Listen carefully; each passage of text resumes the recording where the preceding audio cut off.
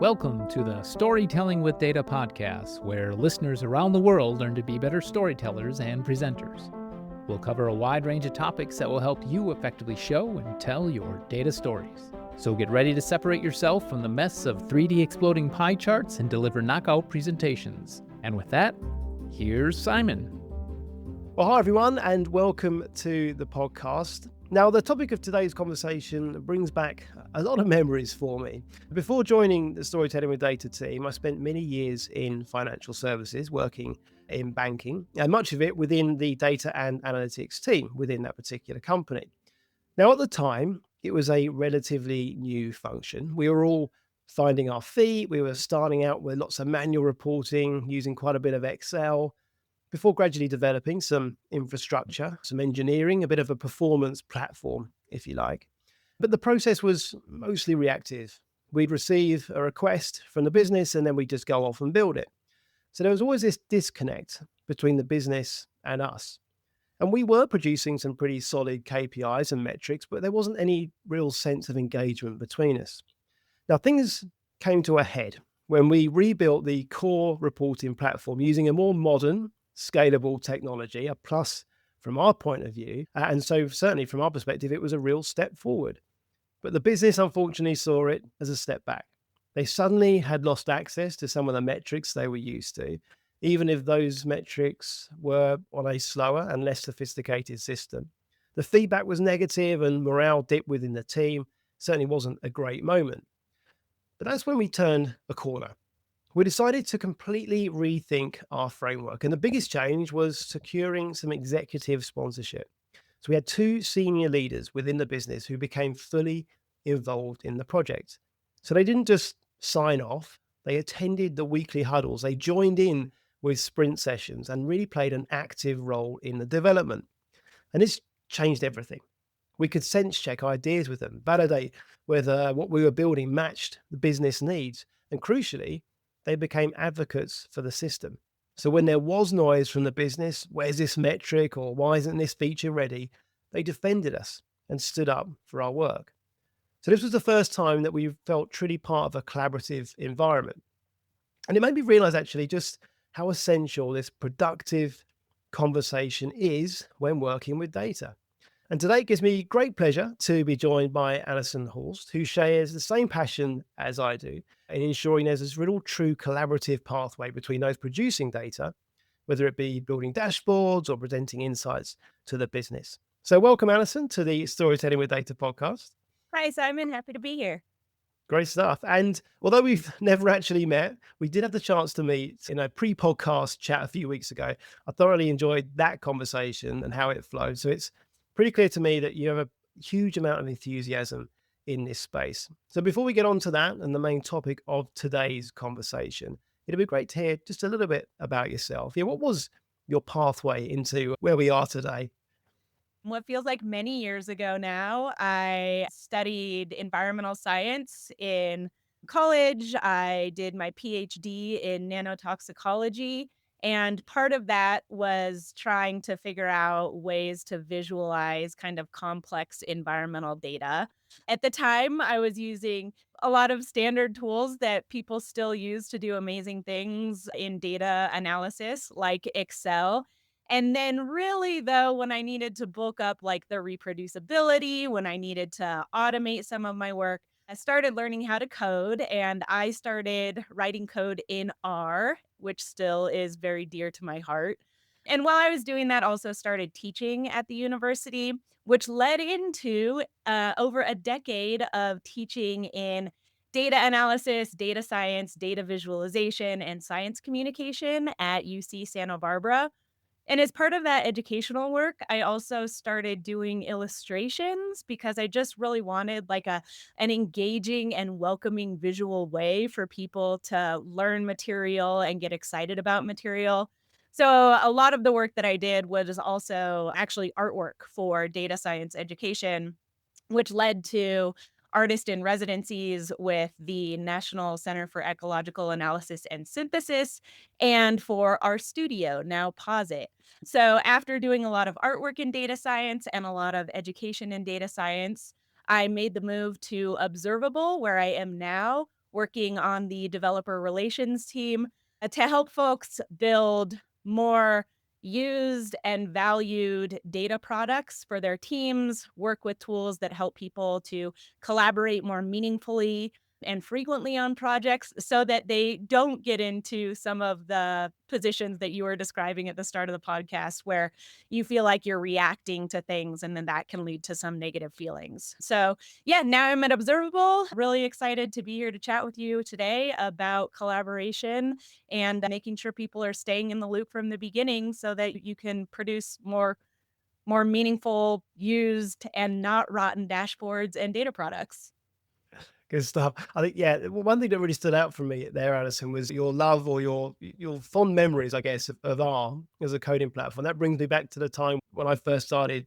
I used SAS. I don't know if even SAS is regularly used. I think it is still a widespread product, but certainly it's one of those languages that you had to learn pretty much by heart, by parrot, if you like, because there's no such way of, it's not so intuitive to learn. And I always remember some of the syntax even now, and this is 15, 20 years ago. So that first coding language always does stick with you, doesn't it? Absolutely. So to complex data science, I guess in terms of the environmental space, so what were we talking about 13, 14 years ago or so, was the environment such a hot topic back then? I guess it's really built up over the last few years, but maybe it wasn't quite so much in the headlines as it is nowadays. How did that play through?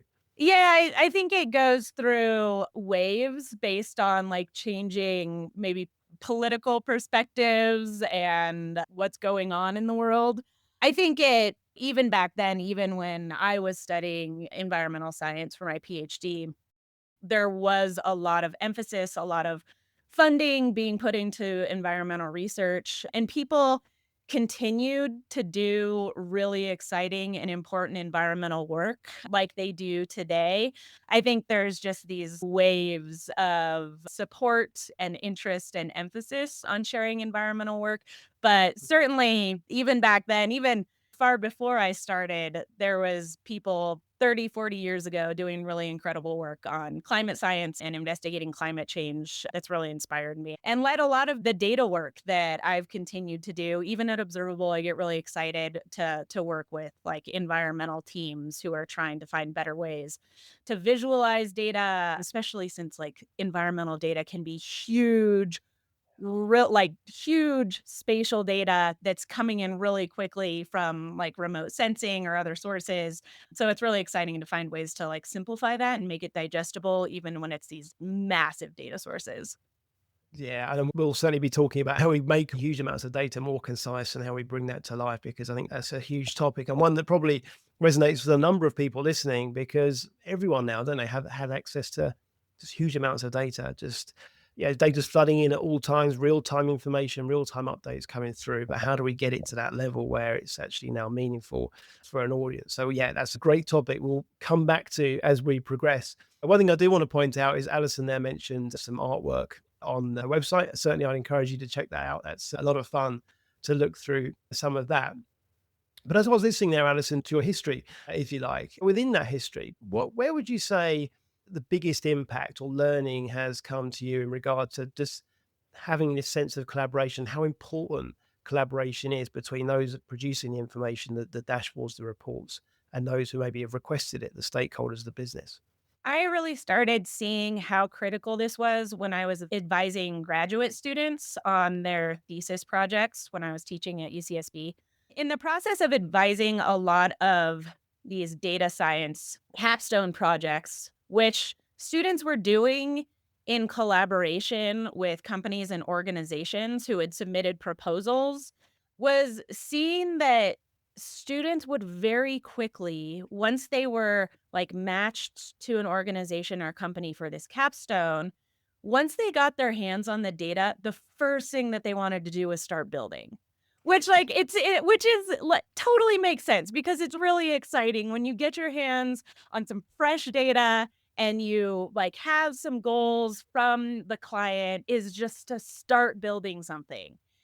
And it's really hard to try to share with them the importance of like maybe slow down a little bit because that's going to keep you from doing a bunch of redundant work in the future or doing a bunch of work now that gets unused.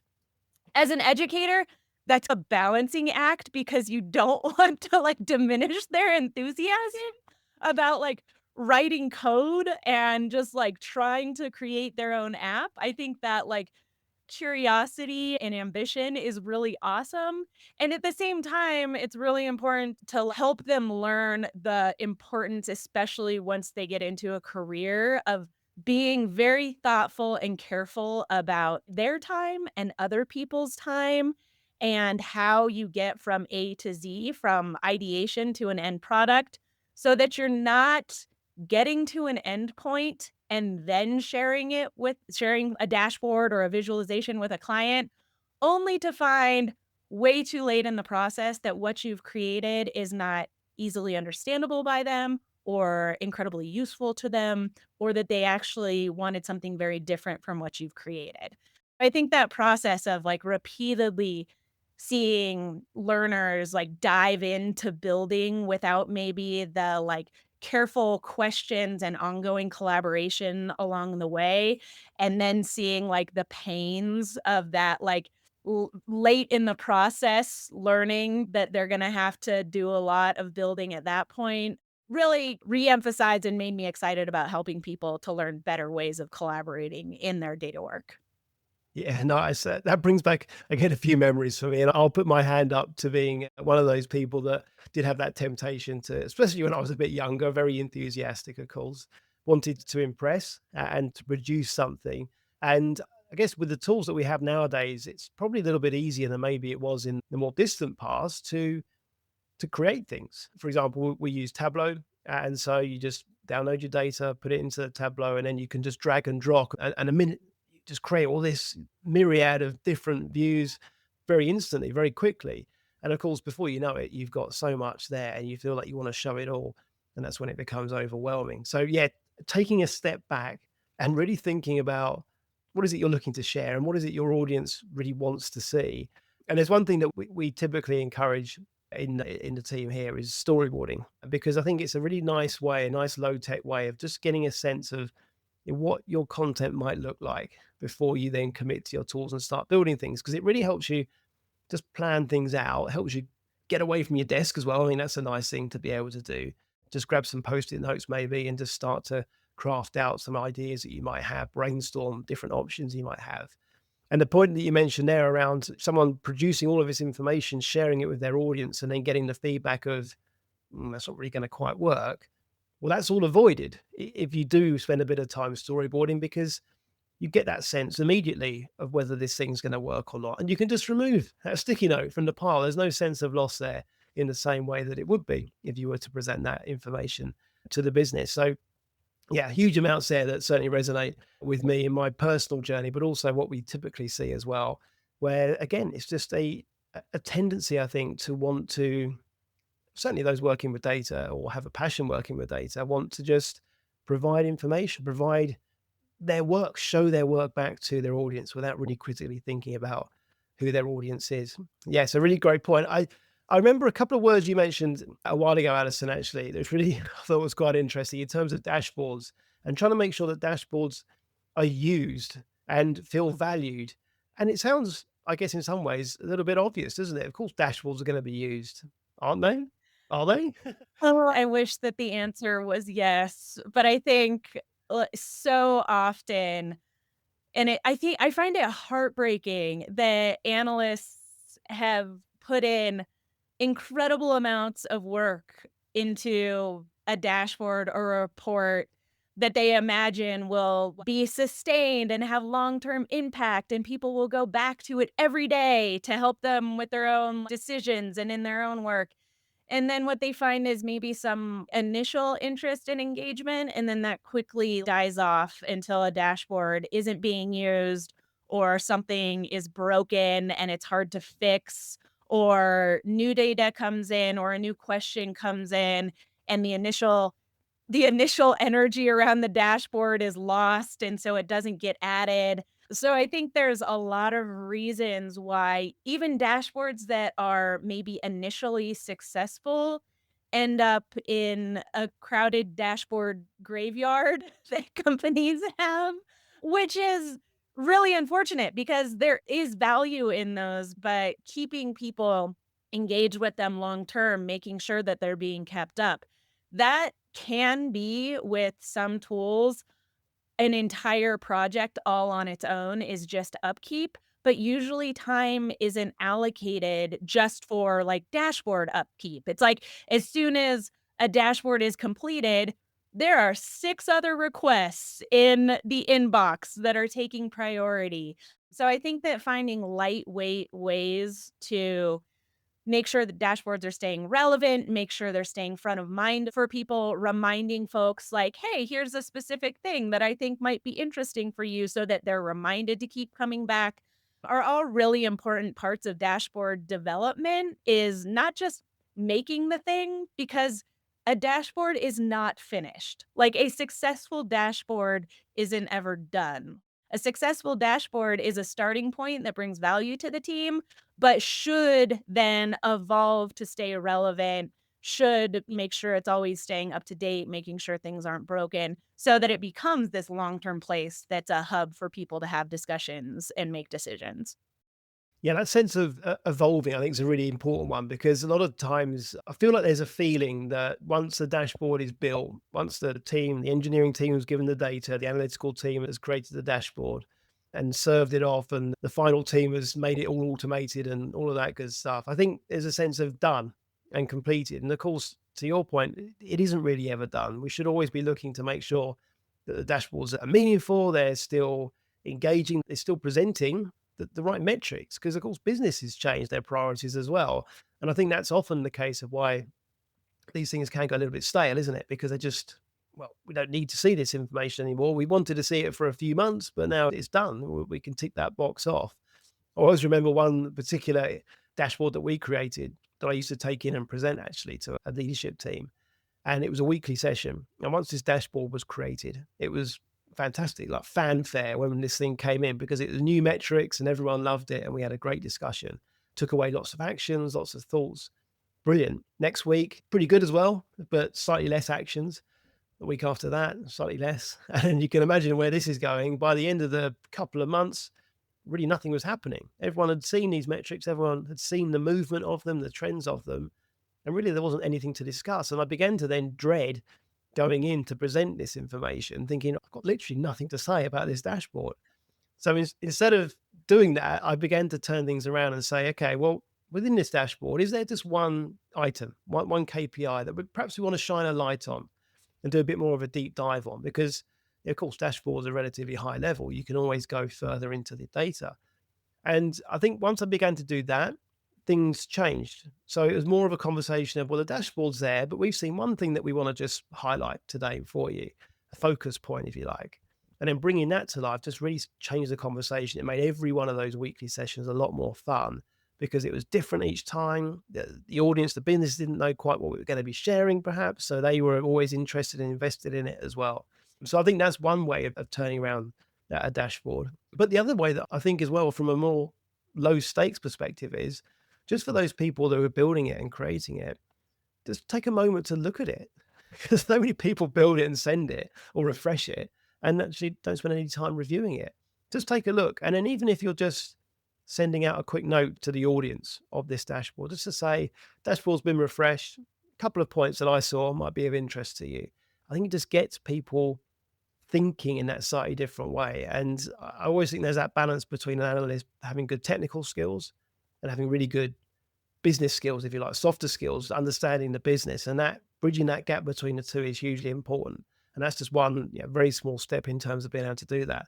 Yeah, have you seen any others that may have come across? I totally agree with that. I think that's a uncelebrated and maybe undervalued or underseen part of a dashboard developer's job that maybe they don't realize is also their job is being a hype man for their work is like the realization that if people aren't looking at a dashboard that you've created as frequently or as long term as you had hoped, it doesn't necessarily mean it's because it isn't valued or couldn't have value. People are busy. Like your dashboard is not like the one thing that they have bookmarked, right? They have their own tasks. They're looking at other dashboards and reports.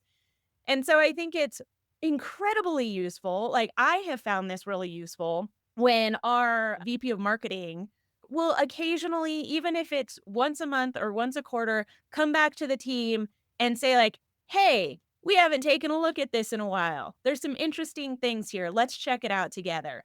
And I have this feeling of, "Oh, right, like, thank you. I appreciate this reminder because this is really valuable, and my time has just gotten bowled over by all of these other projects." So I think having the mindset that not just building the thing, but also being the person who can reconnect your team and stakeholders to the dashboard and send reminders, whether those are automated or whether they're notifications when something interesting changes in a key metric, or at all hands meetings for your company, like my manager does, like have a reminder in there, like this is the place to look. If you have this question, this is where it lives. I think is a really important part of keeping dashboards alive. And I think that people find that incredibly useful. And I, for one, am always really grateful when people give me little reminders like, here's where that answer might be that you're looking for so that I continue going back to it. Yeah, incredibly useful. And there's always a place, certainly having come from a team that produce dashboards, always a place for dashboards. They have a special place in my heart. But I think it's also fair to acknowledge that dashboards probably have some limitations. You would typically, I guess, use them more for that exploratory side of things. You're looking for items, I guess, KPIs that are maybe going outside of appetite, things that are above goal, below goal, etc. And so therefore, once you have found those things, you're going to probably want to move on and move away from the dashboard and bring it to life in some different way, almost transitioning from that exploratory side to the explanatory side of analysis. And I think once you get into that side of things, you've got a whole new a range of options that are provided to you. How might you communicate the information? Who's it going to? What are you looking to achieve with that communication? Which chart, indeed, should you choose? And when it comes to choosing the visualization type to communicate your data, there are a number of different options. And I think one of the things that we always talk about is that there's no necessarily one right way to visualize your data. And I think in some ways that can make it a little bit more confusing. Yeah, not having this strict, oh, I've got this type of data, therefore it's got to be this type of graph. The one thing we always do say is that once you do choose your appropriate data visualization, then can you take steps to help reduce some of that redundant information that our tools might provide to us? And whilst that's a great first step, we do look to approach that and layer things on. But I think it's also important to acknowledge that whilst these charts might be technically correct, they're not necessarily maybe that effective either. And they don't necessarily help get our insights to our audience in the most efficient way. And so I know you've got some interesting thoughts on some of the differences between what might constitute a technically correct chart and what actually is truly impactful for its audience. First, I have to comment on what you were saying about like nothing is really the right chart. Just another experience from teaching is I felt like a big part of my job teaching statistics and visualization was teaching comfort in those gray areas, which is hard because I think in a lot of courses, especially like science and technical courses, students are really inclined, and I certainly was, to want a flow chart of if this, then do this. If sample size greater than 30, use this test. If sample size less than 30, use this test. And that is really like not the way that stats or analysis or visualization are. It's like everything is a gray area. Everything is on the table. There are 12 different options, and choosing between those can be really challenging, and there's a lot of nuance. And to get back to your question related to that is like, okay, so maybe there is a technically correct way to visualize data, but that might not be the clearest way to bring the most value to viewers. And I'll give an example that I think is really common. And it's with a chart type that I love because I really am a fan of the essentials. Like I love a line chart, I love a scatter plot chart, I love a bar chart, I love a histogram. So a histogram, very often with business data, you get like very highly skewed, often very highly positively skewed data, with the bulk of your information centralized around lower values. But then you have a few outliers, like you have a few huge whale clients that are paying you tens of millions of dollars a year, but everybody else maybe is in like this smaller bin where they're paying for the lower tiers or something. And that's a really common distribution for a lot of businesses, whether it's their like product sale prices or the client revenue they have or whatever. And what happens if you try to show all of that data on a linear scale in the same chart is often what you'll get is the only thing visible is one bar on the far left-hand side. And everything else is a bunch of white space. And there's technically data there, but you can't see anything else besides this one bar that is just reflecting that strong positive skew. Now, that chart technically correct, right? Like technically that is like the truth of the data. But then we have to ask ourselves like, but what is beyond that this is highly skewed data? What is a viewer learning from this? And is this a chart that is like interesting for them to want to learn more? And are they able to learn more? So as an example, one way that we've tried to address this balance, that like usefulness and engagement with still keeping the information accurate in Observable is by trying to wrangle a histogram to not mislead people into thinking that it's not positively skewed, but allowing them to see more about the data that has been compressed into a single bin. There's a lot of options for this, right? You can log transform data. That that is asking a lot for people to try to like interpret that and be happy and draw the right conclusions about that distribution when things are log transformed. What our approach has been, and again, it's not right, it is one approach, is we've said, okay, we are going to focus the chart on this lower tail where most of the data lives so that the default is to show a viewer the distribution of the majority of the observations. But we don't want them to not know that there are observations that exist in that upper tail that they might want to explore further. So we also have a visually distinct bar indicating the number of observations that live beyond this focused area that we are really focusing their attention on as the default. And I think that's an example of playing in that gray area of technical correctness and usefulness as a default to show kind of the bulk of the data and how that's distributed, but also making sure that a user also has visibility into what else is there if they want to explore it further. Again, that's a decision. And like, is it right? No, because there's no like right way. But it's a way that we're trying to strike that balance between what is a more useful default visualization while still making sure that people aren't under the impression that nothing else exists that they might want to explore in a different way. I was wondering if we were going to get through the podcast without saying it depends, but it appears we haven't.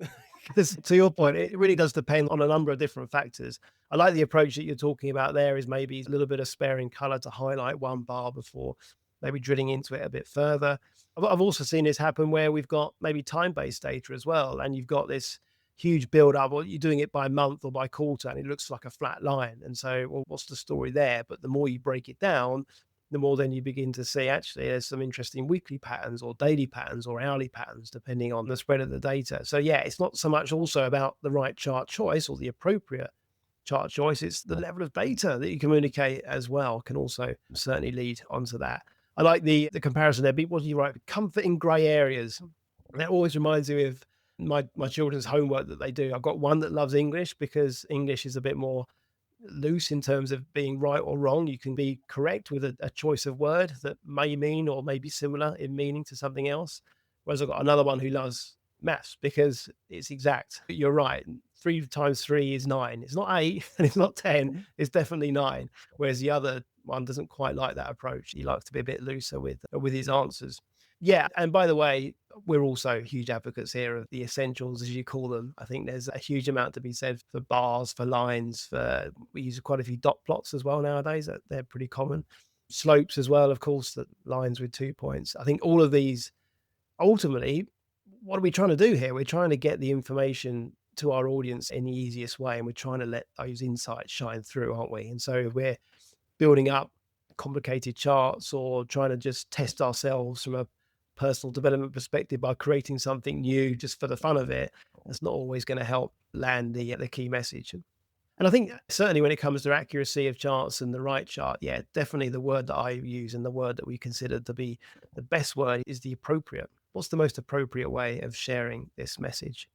Now, one thing that has come up a few times during the course of this is collaboration and talking with the business. We've touched upon it in terms of ourselves working in data, how we talk to the business. Maybe it's a bit of an undervalued skill. The story I mentioned at the beginning, one of my favorite examples of that power of cross collaboration or working with other teams. But it does always surprise me, and I still hear it nowadays, actually. I don't know if this is true with you, Alison, that I think the business or businesses can still see data teams as just service providers. And I'm sure you've probably seen some great examples and probably some horror stories as well in terms of how that cross collaboration can really enhance or completely destroy a visualization or a concept that's trying to be built. I think it's really unfortunate when an incoming request to a data team is only seen as a ticket that they have to check off Yeah. instead of an opportunity to build a relationship between the data team and stakeholders or managers or whatever team they're trying to build something useful for, because there's such value in that cross-functional collaboration to learn what other teams are interested in and what their level of data literacy is. I think can really inform across the board the types of visuals that data teams like choose to create and how they create them and what level of annotation they're going to add. So I think it's really unfortunate when it just becomes this ticket list check off done. For that reason, like there's just less osmotic learning that can help build the business together and get more buy-in from everybody in terms of what every team is creating. But also that approach often leads to ineffective visualizations and dashboards being created and frustrated end users who don't trust or feel any like connection or ownership over the end product, which I think is another reason that sometimes dashboards end up going unused. Mm. I think it's really critical when people are building dashboards that when you get feedback from the people who you are hoping use this thing that you're working so hard to build, it's not like you've made a whole draft in your little silo and then you drop it in their lap and say, this is ready for review. When you do that, I think a person, when they're reviewing it, can feel like, well, how much this is built, how much opportunity really is there for me to make suggestions? I don't feel like I've had a part in this. And I don't know the context behind the decisions. I don't know where there would have been opportunities to go a different direction. So they might not even realize there were opportunities to display data in different ways. So you're missing out on if it's just this endpoint, like, here's a draft, please provide feedback. There's a lot of valuable discussion that you've missed out on in between the initial request or idea and that first draft. So, what I am really excited about are tools that make it easier for people to have meaningful collaboration throughout the entire process of dashboard development, that make it lightweight for the people who are requesting the dashboards to get in the same place where a dashboard is being developed, to see the context, to add notes. So they're not separated from the dashboard development process, that they can actually be in there with you as you're doing the work to see what the other options were, to add notes directly so you don't have to question what they were talking about. And so that when you get to the end point, first draft, they're already, like you were describing with the champions on the team that advocated for your dashboard, that they also feel like this is something that I have helped create, that I feel some ownership over, that I will defend, and that I know has value because I've seen it grow up, because I have seen the options and I've been involved in the discussion, and I feel empowered by this thing because I understand what's under it, the decisions that have been made. I have participated in the making of it. And that's why I feel so good about this thing that I am looking at now, that I will continue to use and advocate for. So I think that there's a lot of value in collaborative analytics for keeping people not just in the loop, but helping people be direct participants in the development throughout the entire process instead of just a endpoint. Share any feedback, at which point I think so much has been lost. Yeah, that again, it reminds me of something, quite a funny story where I was very confident, and I think it's interesting, isn't it, to dive into the psyche of the analysts, let's call them, who doesn't necessarily reach out for feedback. You know, what is it about that process that maybe people are a little bit reluctant to get? And I think from my personal perspective of this one story was, I was so confident that I'd done the right thing, and this is more of a pack refresh, a big annual performance pack that we put together to present. And I've done this for about 4 or 5 years. So I was pretty comfortable with the process, pretty happy with how things would go. So I just went off by myself and produced this pack, big old thing, like 100 pages. And once I built it, I just quickly, casually took it over to my manager, plonked it on their desk and said, well, what do you think of this? And then I went back down and sat down and got on with my next job. And then about an hour or so later, he came back with this huge list of things, suggestions. And at the point in time, I was pretty annoyed. I thought, well, why are you bothering me with this list? I've done it right. I'm comfortable with the process. But of course, really, it was on me. I didn't put myself in any great position to get feedback. I didn't really give him a sense of what feedback I wanted. I think that's an important part, isn't it? Because if you just go, what do you think of this? Well, that gives the person a free rein to comment on everything. And that might be design choices, colors, fonts, sizes, all of that kind of thing that you might have absolutely nailed down. You don't need to change at all. And then, of course, it opens you up to other things as well, different ideas that they might have, different suggestions that they think they might want to evolve. That it's not simply a refresh from previous years, it's moving on. And see, I was pretty perturbed by this list of changes that had come through, thinking that he'd only really done it to justify his place as a manager. But of course, it was completely my fault. I didn't allow the right amount of time to get the feedback. And yet there were many things that I'd probably do a little bit differently going forwards. But it is interesting to think about why people might be nervous. People might not want to feel that their work is being critiqued. I don't know. What other thoughts on why people don't ask for feedback? Because it is such a great thing to try and get, I believe. I think there's a number of reasons. I think you're right that feedback can be scary. I think it's scarier the longer you wait to get it.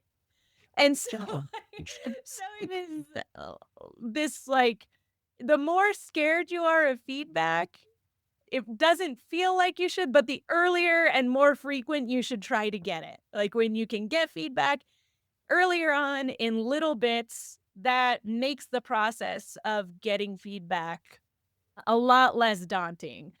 I personally still make this mistake sometimes where I'll think like, "Ooh, I've actually gotten farther down this process than I should have before requesting feedback," and I can feel the anxiety building in terms of, like, this could mean really major changes, and I really wish that I had just, like, done 2 check-ins at earlier points because then I would not have this feeling.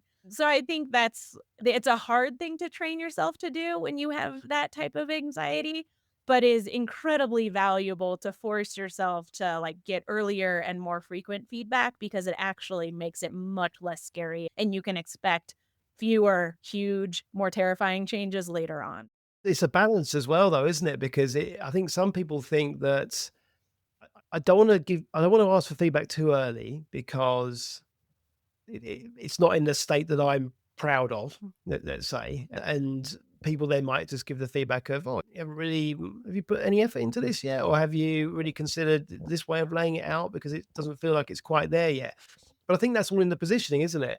If you say to the person that this is just a real rough, it could even be a sketch, of Right. course. You don't need to have it in the tool. It could just be a very quick drawing or an idea. But this is just a very quick thing. Just get a sense of I'm on the right track here, on the right path. But I do wonder whether people think have got this sort of personal pride, if you like, of wanting to get to a really good place before they then provide the feedback. But of course, to your point, that's probably far too far along the journey, and it's a little bit late at that point in time as well. I just feel this so strongly, and I have had to learn this the hard way because I feel like if you're waiting until you feel great about something to share it, it's too late. Like I am, and I think that's easier as you move on in your career. I think when you're a just getting started as an analyst or you're just getting started with a new company, it is a lot scarier. So I totally agree that like earlier on, you might have more statements and disclaimers of like, just getting started, need early feedback. This is rough, not what this will look like. I think that's totally expected. And then as you move on, I think there's like no disclaimers needed as you get to know your team and your team gets to know you and be like, this is early and terrible. Please help. I think becomes actually a really fun part of kind of building rapport and trust with a team is being able to put really rough stuff out there and know and trust that your team will know what you can do and just be ready to help for whatever level of your project you're currently at. Yeah, and I don't think I've ever encountered a scenario where after having received feedback, I felt like the thing I've produced has been worse. So in summary, in short there, feedback is useful and does make your work better in pretty much all cases. I've certainly seen that throughout my experience as well. So making sure you take on board the feedback, because no worse feeling for the person that's provided feedback to see your report, dashboard, visualization, slides, whatever you've produced, and then go, well, hang on a minute.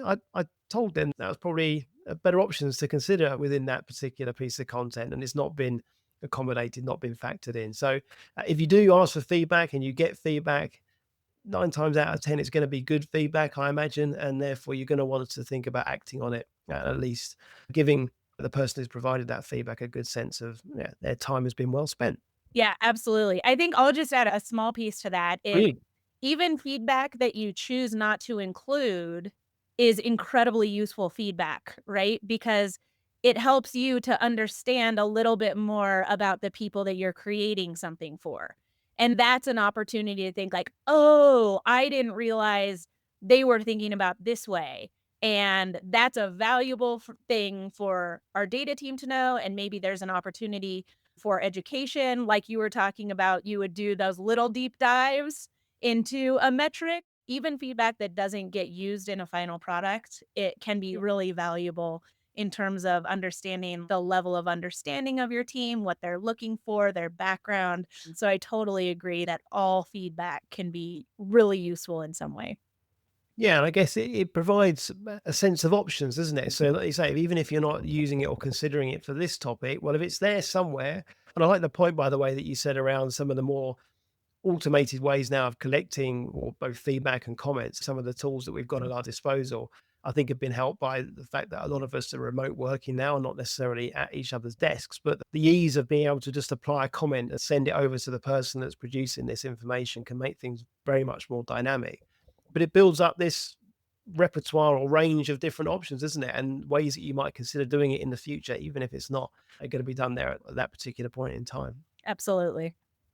Good stuff. Okay. Well, we're coming quite close to the end now. This has flown by. So thank you, Alison. And I think also let's wrap things up by saying, well, okay, we've talked a lot about collaboration. We've talked about feedback. We've talked about making sure we speak to the business and act in more of this consultative way, understanding that talking to the business is a skill that an analyst should have in addition to or complementing their skills they've got clearly in the technical space, making sure that they have both sides very clearly ticked off. But from your point of view, what does success look like? Yeah, we've done this, we've got feedback, we've iterated through, we spoke to the business and we produced something. And that could be a presentation, it could be a dashboard, could be a report. What does it truly look like when we've got this success? We really nailed it, if you like, in terms of doing this cross collaborative effect. I think there's the business answer, which is that if you made a good dashboard, people can make good decisions faster. I think like when it comes down to core value, that is the primary business goal. But I think there's so much around that we can hope for in terms of people being empowered and excited about using the work of data teams to make better decisions. And that requires a lot more than just here's the dashboard, this has all the information you need in it. So I think real success is not just that people can use a dashboard to make better decisions faster, but that they also have a sense of empowerment and agency for the data tools, that they trust not only what they're looking at and the decisions that they can make, but they trust their understanding of the data. So dashboards and collaborating with data teams can also be an incredible way for anybody in an organization or in a company to feel like they are building their data literacy, their understanding, the context around the company data, so that everybody can be lifted up in their understanding and decision making with data together so that they can make the better decisions, but also feel like a bigger contributor to the team overall, which I think is a really exciting part of what dashboards and data teams can offer. Definitely. Yeah. The aspect around can we make a decision off the back of this information, I think, yeah, is crucial. And whilst dashboards might be a little bit more exploratory, so they're maybe not always going to be decisions off the back of it, if they can be impactful enough or useful enough that we can begin to understand the different changes in those particular KPIs or metrics, to then bring them to life via a different method, perhaps taking the information out of the dashboard, creating more of a data story with a presentation, and hopefully motivating an audience to act upon that really can be crucial. I think for me as well, it's that bridging that gap between the functions, the services, and the business, and trying to really close that and almost feel like there's that real true sense of relationship there. There was a term that was coined again back in the day called trusted advisor. And so rather than just seeing the data team as this, here's a ticket, to your point, here's a ticket, go off and do the work and then provide it back, actually having that conversation. Here's what we're looking for. Oh, why are you interested in that? Oh, because we think we want to see this. Oh, why do you want to see that? Having that real back and forth conversation, I think that's really where you begin to see great things being produced, and to your point again, things being acted upon them as well. Okay, one more question, Allison, for you, if you don't mind. Humor me. If you could have or share one piece of advice with either your younger self, or if that's a little bit too deep or philosophical, don't worry, or let's call it any other aspiring analyst, yeah, what would it be? One piece, one tip for anyone maybe venturing out in their career in data. It would be that asking questions is not just a valuable thing for young me to do, that's an incredibly valuable thing for the person that you are asking the question to. I think that I almost felt selfish taking time to ask questions, and I've tried and had to learn to reframe that to like, no, me asking a question, yeah, that's going to be useful for me, but that's also a kind and useful thing for the person receiving the question, because that gives them important information about the way I'm thinking, or a friction point that they might be able to solve, or something that they haven't thought about clearly. So I think that I have really had to learn that asking questions is not a selfish thing. It is not a time wasting thing for anyone. That questions, no matter what level you're at, and I would say especially questions that you might be tempted to think this is a stupid question, that those might be the most valuable questions for other people to hear, because it's really important that they understand how other people on a team are struggling or don't understand or thinking about something. That helps everyone to do better work together.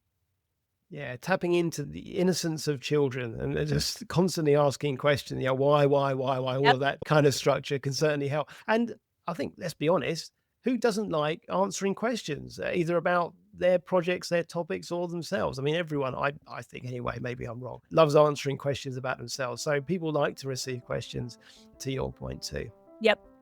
Fantastic. Thank you very much, Allison. That brings us to a close for today. So again, just like to say a huge thank you for such an enjoyable conversation. I knew it would be a good one having a pre-podcast chat, and it certainly lived up to that. So I hope everyone listening enjoyed the show. Thank you very much for listening, and until next time, goodbye. See you later.